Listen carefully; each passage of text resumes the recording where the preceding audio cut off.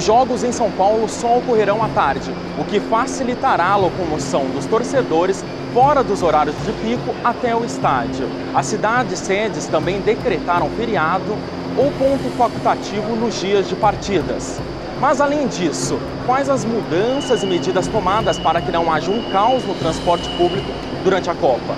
Nós viemos até o metrô para conferir.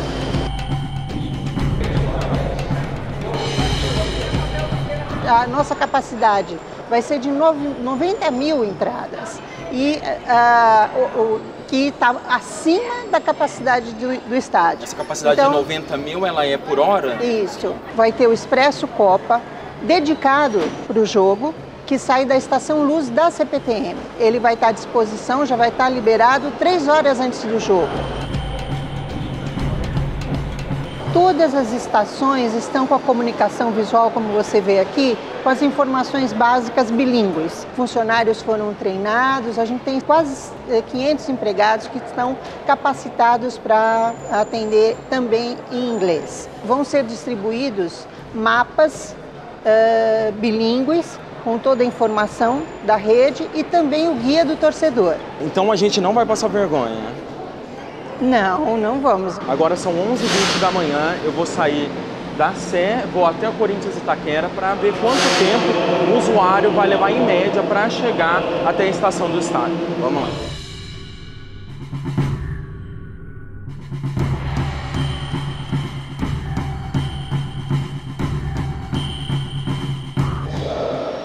Ó, agora é 15 para meio-dia, a gente acabou de chegar em Corinthians Itaquera. Ou seja, o usuário que fizer esse percurso vai demorar mais ou menos uns 25 minutos. Um tempo bom para 12 estações, né? Pão e circo. Citada por Maquiavel no seu livro O Príncipe, a famosa política do Império Romano que realizava espetáculos com gladiadores, artistas, competições e a distribuição de alimentos tinha como objetivo distrair, acalmar e manter os plebeus afastados da política e das questões sociais. Será que eventos esportivos como a Copa do Mundo são apenas uma releitura da antiga política de pão e circo? Se foi criada com esse sentido, no sentido de manipulação, eu acho que o tiro saiu pela culatra, assim que se fala, porque o povo brasileiro está indignado. Pão, circo e cachaça também, né? Ou cerveja, bebida.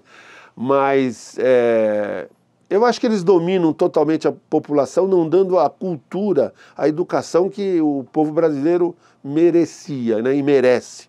Agora você não pode culpar a Copa do Mundo. Tudo é a Copa do Mundo.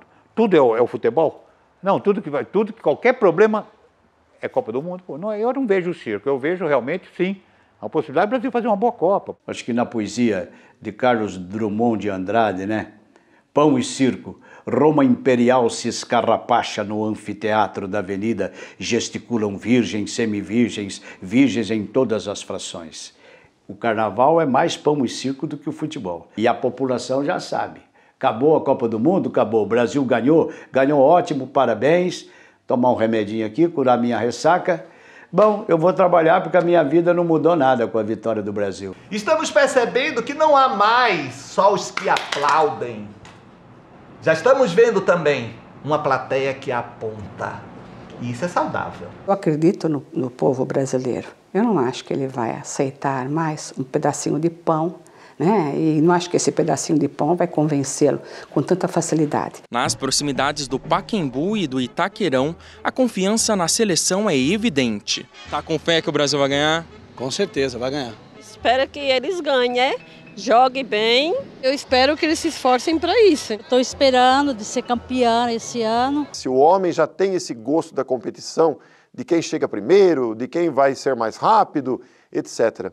E isto é saudável desde que saibamos nos comportar. E aí existe aquele glamour sobre os jogadores de sucesso, fama. Na minha época, eu ia namorar tua irmã, você não queria, tua mãe não queria, teu pai não queria, ninguém queria, porque falar que o jogador embora era como é que falavam? Vamos dizer, cafajeste. Não tem profissão. Hoje não, teoricamente, não estou falando, mas hoje às vezes, Pô, tomara que a minha irmã namora o jogador de bola, né? Porque hoje é um popstar. Os ambulantes também estão confiantes e eles estão preparados. Eu estudei um pouco de inglês, aprendi a falar um pouco.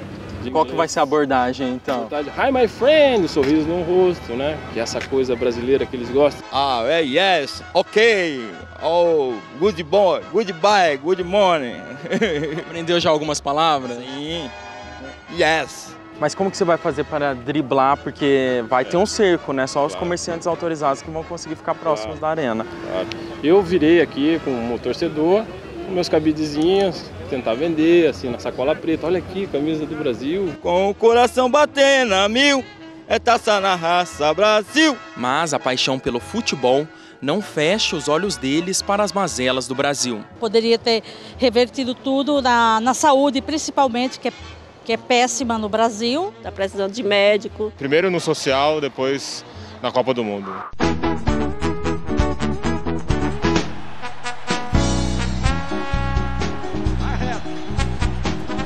Em 1970, a seleção brasileira é a primeira a conquistar 3 vezes o título do Mundial de Seleções.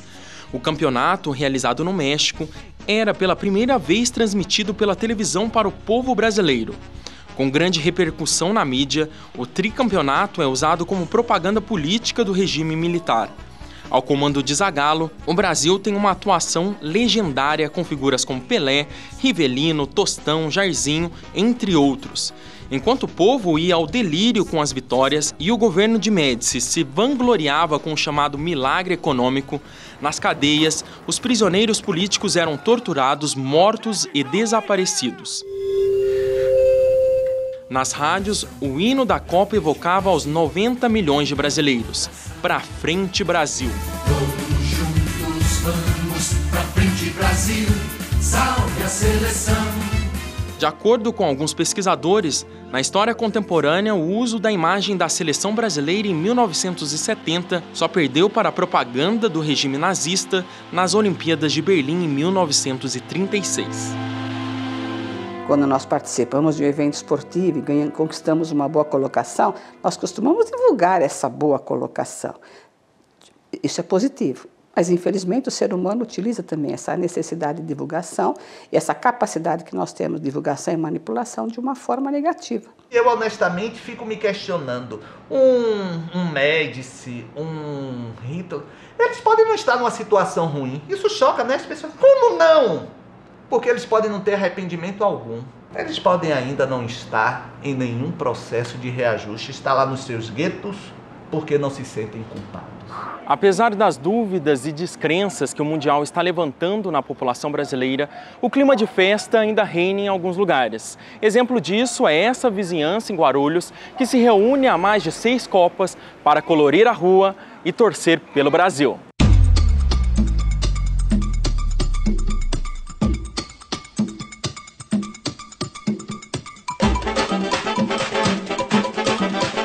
Eu faço desde 90 e o pessoal mais antigo já fazia antes, né? E assim, todo ano vai melhorando um pouquinho. Todos dão dinheiro, compram tinta, aí cada um faz uma parte. É legal, né? É emocionante que fica todo mundo junto. Aí a gente tem muito trabalho mesmo para fazer. Mas toda essa animação vem acompanhada também de um tom crítico. A gente é a favor da Copa, só que a gente não é a favor da roubalheira. Então a gente quis expressar nos desenhos justamente isso, né? As paredes trazem mensagens bem claras aos organizadores do Mundial. E com o objetivo de dar uma lição de transparência, tudo o que foi gasto para enfeitar a rua está exposto nesta parede para que todos possam conferir. Quanto que vocês gastaram até agora? Mais ou menos uns R$ 1.200. Não está superfaturado? Não está superfaturado, tá certinho.